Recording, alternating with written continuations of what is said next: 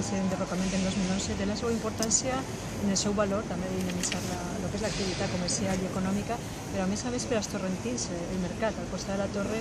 si la torre és el seu emblema i la seva senya d'identitat per a qualsevol torrentí, en aquests moments serà aquest polo d'atracció, d'afluència, no sols per a temes comercials i el mercat en si, sinó que va ser l'atractiu, inclús a nivell de dinamitzar la zona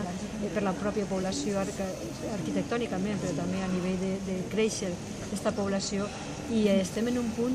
possiblement neuràlgic. Així és on se concentra la major quantitat d'activitats que fan els torrentins, des de falles, festes de moros i cristians, festes d'estiu i al mateix temps també de Setmana Santa i qualsevol activitat, i per tant tindre així un mercat, que és aquesta activitat que és un espai d'ús múltiple, va generar una major concentració i a més que Torrent siga un punt de referència no sols al voltant dels seus pobles, sinó també per a més enllà dels pobles que estan al seu voltant.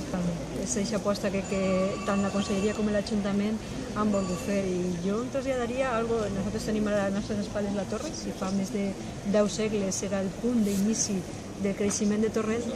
al costat ara va tindre un edifici per al futur, a més en aquest cas este mercat municipal en una visió de segle XX, en un mercat molt més polivalent dels que iniciem, perquè la realitat és canviant i en aquests moments tenim que donar respostes adequades per a la societat del segle XXI.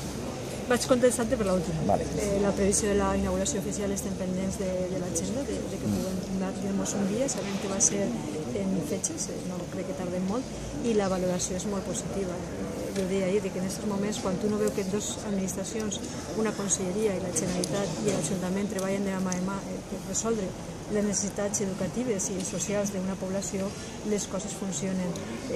Era una realitat. Se digué tant des de la Conselleria des de l'Ajuntament que les portes s'obrien el dia 7 de gener i s'ha complit el dia 7 de gener, no era res fictici, no? I a més jo me quedé, com diem, amb la cara dels xiquets, la satisfacció de veure que tenien el seu centre això que tant desitjaven, poder tindre les seues aules i al mateix temps saber que ja és el seu centre, que no estan en una situació provisional. I a més tinc que dir que